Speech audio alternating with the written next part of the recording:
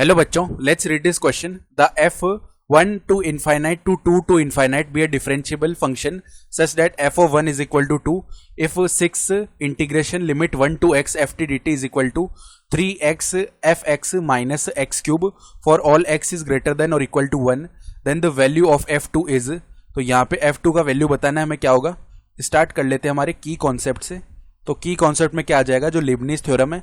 हम जानते हैं कि अगर हम डिफरेंशिएशन कर रहे हैं D upon D x of integration कहाँ से लेके कहाँ तक. यहाँ पे देखो इंटीग्रेशन जा रहा है हमारा जी एक्स से लेके एच एक्स तक और यहाँ पे है एफ टी डी टी. तो ये वैल्यू हमेशा किसके इक्वल आता है. यहाँ पे पहले क्या हो रहा होगा, देखो यहाँ पे हम कर देंगे एफ ऑफ एच एक्स और इसके मल्टीप्लाई में आ जाएगा एच डैश एक्स, यानी एच एक्स का डिफरेंशिएशन माइनस में एफ ऑफ जी एक्स और इसके मल्टीप्लाई में आ जाएगा जी डैश एक्स. इस तरीके से वैल्यू आ जाता है. तो अब देखो पहले में दिया हुआ क्या है, 6 integration 1 to x F T D T that is equal to 3x F X minus X cube. ये वैल्यू है x इज ग्रेटर देन और इक्वल टू 1 के लिए. तो differentiating both sides, differentiating both sides with respect to x.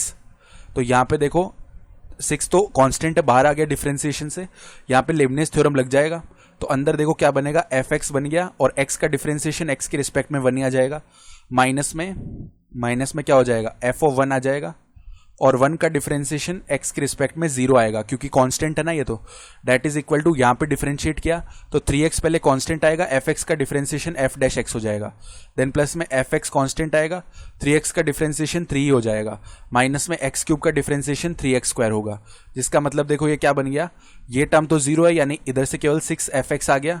That is equal to यहाँ पे 3x f dash x plus में 3fx minus में 3x स्क्वायर, ये बन रहा है.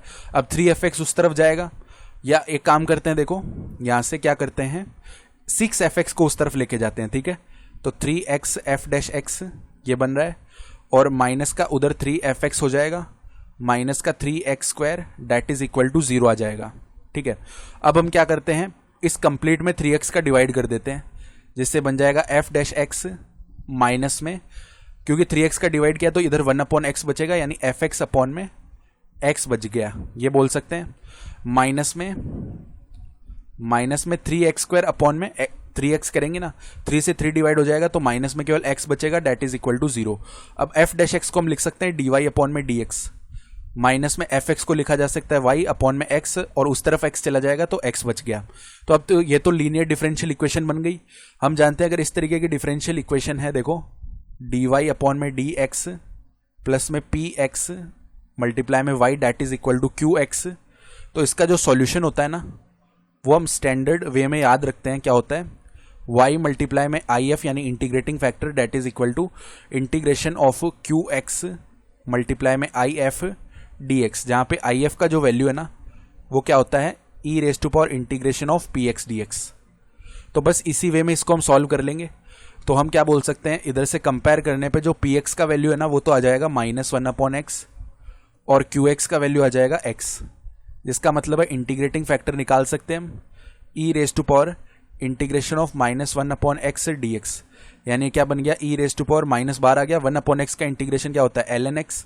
इसको लिख सकते हैं e raise to power ln x और ये जो आगे -1 मल्टीप्लाई में पावर में जा सकता है तो इस तरीके से -1 आ गया. अब एक प्रॉपर्टी जानते हैं a raise to power log base a x, इसका वैल्यू हमेशा x आता है. तो ln का मतलब यहाँ पे बेस e तो है, तो बेसिकली ये वैल्यू क्या बनेगा, 1 अपॉन में x बन जाएगा. ठीक है, 1 अपॉन x हो गया. तो अब यहाँ से इसका सॉल्यूशन लिखा जा सकता है, क्या हो जाएगा, y मल्टीप्लाई में if का वैल्यू कितना है, 1 अपॉन x. तो 1 upon x that is equal to integration of if का वैल्यू 1 अपॉन x मल्टीप्लाई में qx x है और dx हो गया, यानी कि y upon x will be equal to what, यहाँ पे इंटीग्रेशन ऑफ dx बचेगा जो कि x के इक्वल आ जाएगा, प्लस में कोई c कांस्टेंट आ रहा होगा. ठीक है, ये बात समझ में आ गई. x को अब उस तरफ भेज देते हैं यानी y का वैल्यू क्या हो जाएगा, x स्क्वायर प्लस में xc. ठीक है, अब y हमने क्या बोला था, y हमने fx को ही तो बोला था, जिसका मतलब है कि यहाँ से यहाँ पे y है. ठीक है, y स्क्वायर नहीं है, y है ओनली. तो fx का वैल्यू क्या हो गया, x स्क्वायर प्लस में xc हो गया. अब हमें क्वेश्चन में बताया हुआ है कि f1 का वैल्यू तो 2 है, यानी x इज इक्वल टू 1 रखने पे f1 का वैल्यू 2 मिल रहा है, तो 2 will be equal to 1 square यानी 1 होता है, प्लस में 1 मल्टीप्लाई में c यानी 1 ही आ जाएगा, यानी c का वैल्यू 1 हो गया है। ठीक है, इसका मतलब fx का फाइनली वैल्यू हम लिख सकते हैं एक्स स्क्वायर प्लस में x मल्टीप्लाई में 1 यानी x ही बन जाएगा। अब हमें f2 चाहिए ना, तो f2 देखो क्या हो जाएगा, 2 स्क्वायर प्लस में 2 हो जाएगा, डेट इज इक्वल टू 6। तो रिक्वायर्ड आंसर इस क्वेश्चन के लिए 6 हो जाएगा। I hope you understood this explanation. Best of luck.